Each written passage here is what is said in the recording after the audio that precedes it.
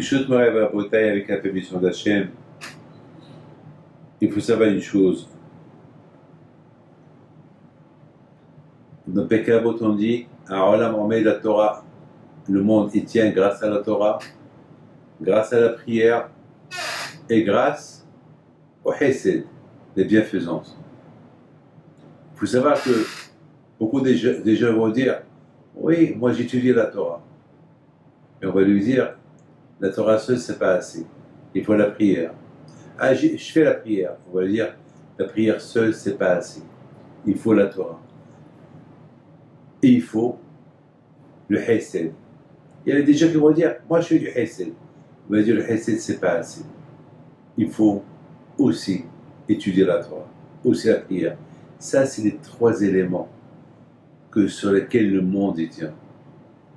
Le monde y tient, parce qu'Hachem, c'est important pour lui, qu'on soit connecté à lui. Et pour être connecté à Dieu, il faut l'étude de la Torah. Sans l'étude de la Torah, on ne peut pas être connecté à Dieu. Pour être connecté à Dieu, il faut la prière. Sans la prière, on ne peut pas être connecté à Dieu. Pour être encore connecté à Dieu, il faut le Hesed, du bien. Il faut imiter le bon Dieu.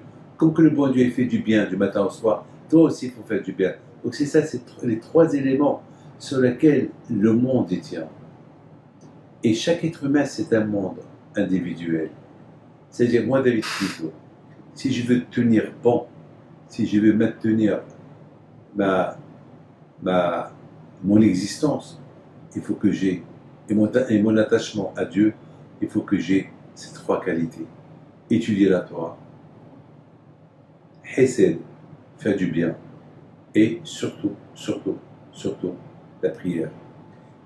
Vous savez, ce matin, je me suis levé à 6 h ce matin pour étudier. Et je vous donne la parole d'honneur.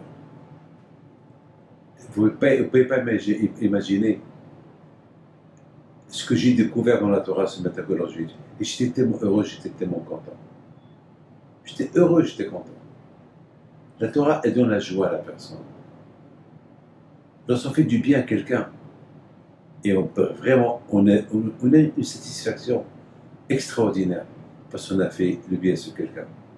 De même, mes amis, lorsqu'on se réveille le matin pour aller prier, même qu'on est fatigué, une fois qu'on a prié, on ne regrette pas pourquoi on s'est levé le matin.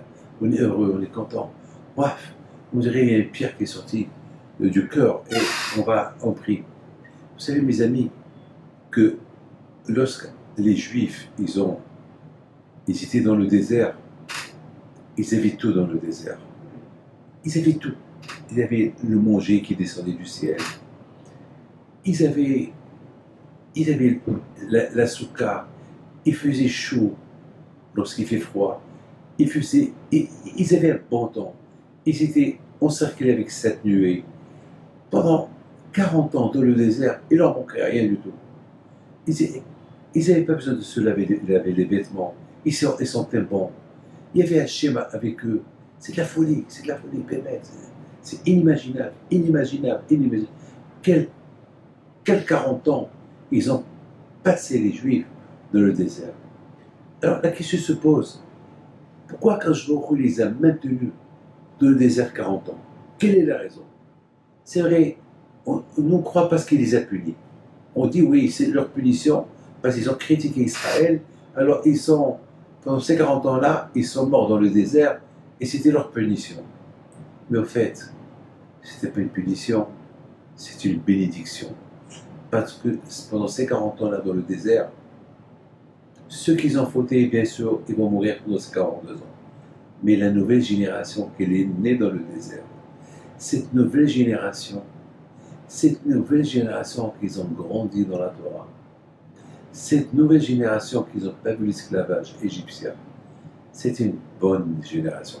Il y a une différence entre vous acheter un vêtement neuf que jamais été porté qu'un vêtement qui a été déjà porté. Le fait qu'il a été déjà porté, il a perdu son sens. Il est second hand. Il y a une différence entre une voiture d'occasion et une W, une voiture qui est neuve. Tu sens l'odeur du neuf dans la voiture. Il y a une différence entre cette voiture et une voiture d'occasion, surtout si tu l'as acheté de quelqu'un qui fume des cigares, donc tu vas sentir le cigare dans cette voiture. Ou bien tu auras des surprises.